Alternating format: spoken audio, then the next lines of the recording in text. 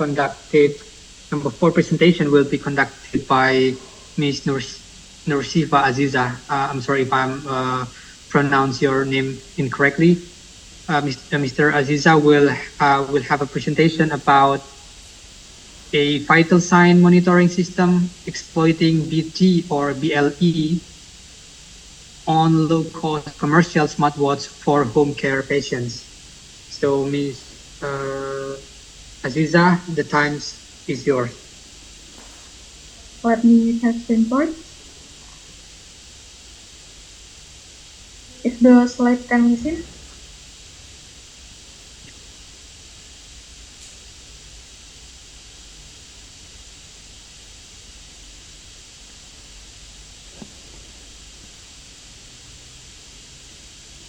Hello, let me introduce myself first. My name is Nursifa Aziza from Lambung Mangkurat University. The title of our paper is a vital sign monitoring system exploiting Bluetooth/Bluetooth Low Energy on low-cost commercial smartwatch for home care patients. I will start with introduction. Home care is a medical or health-related service that is becoming increasingly popular during the pandemic. This service allows medical personnel to come to the patient's home for examination and treatment based on the patient request. Monitoring the patient vital signs such as heart rate, blood pressure, and oxygen saturation is essential for assessing a patient's health status. Change in vital sign can indicate underlying health conditions. So, vital sign data can be used to calculate early warning scores, which helps the medical team recognize early symptoms of patient deterioration. Intermittent early warning scores are commonly used in patients who are hospitalized. Standard practice for measuring vital sign involves medical personnel using separate equipment and manually converting the vital sign data into EWS. Each vital sign is scored and accumulated. If the total score exceeds the limit value, the patient is at high risk and further action is required. Next are overview of current challenges. There are several challenges in monitoring vital signs for home care patients. The first are doctors or nurses need to periodically visit and manually measure vital signs, which can be far away and time-consuming. There are options to use a patient monitor that can continuously monitor vital signs, but it is costly to use for home care patients. Also, there is a concern that monitoring may not be as frequent as in hospital settings, which can lead to delayed interventions and potential health risks for patients. Several research studies have introduced innovative wearable sensors based on IoT technology. However, as the sensors are still in the prototype stage, their availability is limited and they may not be easily affordable for patients. On the other hand, other researchers have utilized commercially available wearable sensors. Despite the existing research, further research is still needed to monitor patients who are treated at home using wearable sensors and EWF. Nowadays, there are smartwatches that is suitable as component for home care patient vital sign monitoring. It can be purchased at a low price on the marketplace. It also equipped with multi-parameter vital sign sensors. But typically, this smartwatch has a mobile app that displays vital sign, but this app is without EWS calculations. So the mobile app cannot send vital sign data obtained to other systems, making it impossible to be monitored by other parties. In this study, we focus on exploiting BTBLE on cheap commercial smartwatches as a vital sign monitoring system component for home care patients. This research also focuses on the proof of concept of using the national early warning scores as a method for monitoring the condition of home care patient in the system. We began by conducting a study to select smartwatches based on their price and the sensor they have. Next, exploitation of the PDLE of selected smartwatches to find out how to connect, capture raw data, and select vital sign values. We then developed the system, which includes creating mobile app that can act as patient monitors and used by patients. This application also serves as gateways to send data to the EWS web portal. Finally, we perform system testing in the form of functional tests and smartwatch validation tests. Result: during the smartwatch selection study stage, we selected 3 economical smartwatches priced under 500,000 rupiah as shown in the table. In this research, the selected smartwatch was the Eskimo smartwatch because it has sensors for 5 physiological parameters used in the EWS calculation.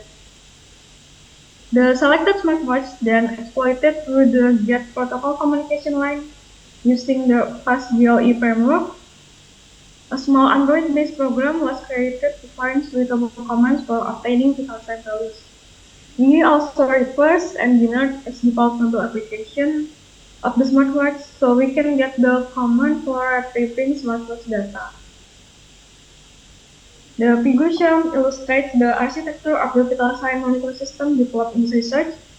The first step in this figure explains that the smartwatch measures the vital data of the patient wearing it.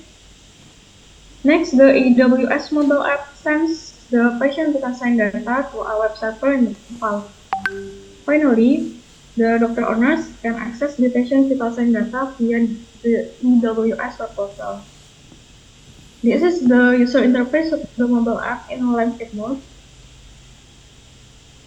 Next is the final stage of this research is to test the functional tests of the application that have been developed. The test results can be seen in the table. We also compared the vital sign values obtained by smartwatch to those obtained by medical devices. The comparison of this vital sign data can be seen in the table. Conclusion: a vital sign monitoring system using smartwatches can help medical personnel remotely monitor patient conditions. The system is designed to be easy for patients to use, with compatible vital sign measures that do not restrict their movement. From the significance test result with the test data, the totality value equals 0.826. By computational criteria, this difference is considered not statistically significant. Therefore, the selected smartwatch is considered capable of providing valid vital sign data. In future work, we will design and develop an application framework for our mobile applications, specifically for connecting with BPDLE-based medical devices, either in the form of smartwatches or other wearable sensors. Also, the monitoring system will be perfected by completing the features on the EWS web portal in the form of an EWS dashboard and communication features between patient and medical personnel. This brings me to the end of my presentation. Thank you so much for your attention. Thank you, Ms. Aziza. Okay, so for the audience,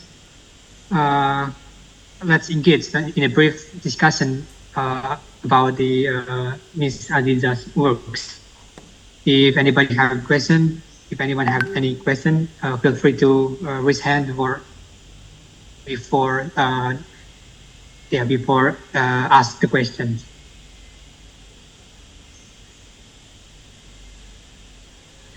Okay, so Miss Aziza, I have a interesting question for you and for the authors. And you are using a commercially available smartwatch, is that correct? Yes.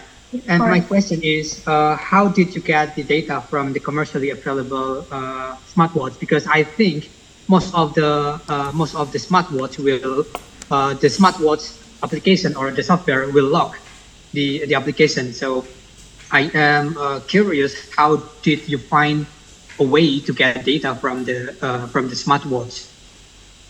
Actually, we retrieving the data from smartwatches by analyzing the default app that the vendor of smartwatches give.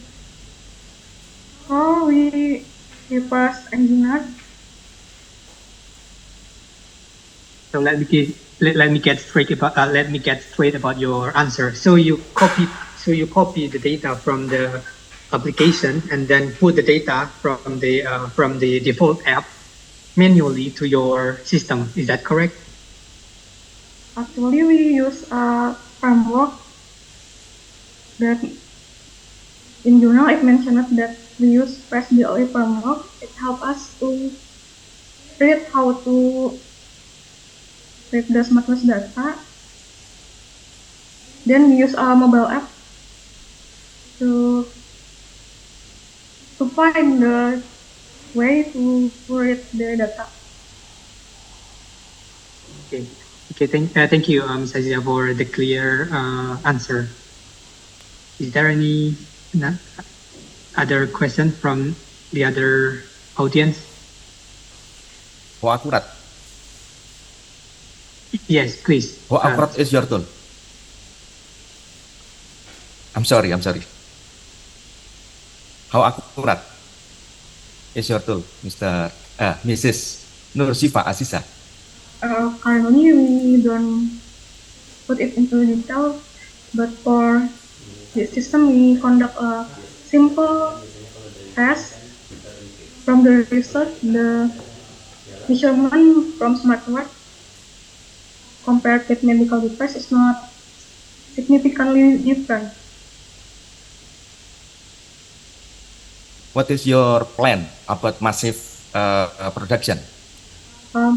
For the massive production, we must conduct tests with more detailed on the data accurate. Okay, thank you, Mr. Rizky. Okay, thank you for the question and for the answer. Okay, I think that will be the all from the presentation number 4, and we will move to the presentation number 5.